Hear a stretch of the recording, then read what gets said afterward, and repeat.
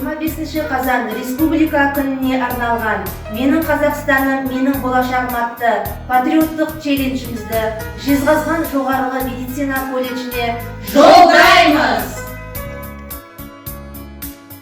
Тауды көрсең күн көзімен таласқан, аспан көрсең ай мен күнге жол ашқан, менің байтақ республикам таулары, менің көгім мөлдіреген сол аспан. Дала көрсең көкжиекпен ұштасқан, көлді көрсең секілді бір түскі аспан, менің байтақ республикам даласы, менің көлім теңізбен қол ұстасқан.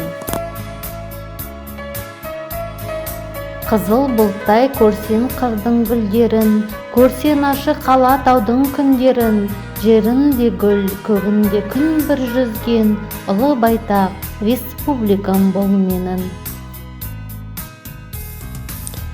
Көгілдір түс, мөлдір таза пәктігім, ырымдады бол секендеп сәтті күн, бейбітшілік, тыныштықтың нышанын, көк туымыз білдіріп тұр тап бүгін.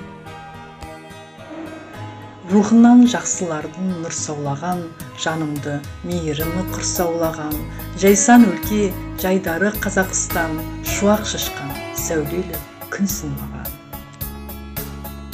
Құтты болсын республика мерекесі, мықты болсын елімнің керегесі, тату тәтті боп халқымыз әр қашанда, кетпесін туған жердің берекесі.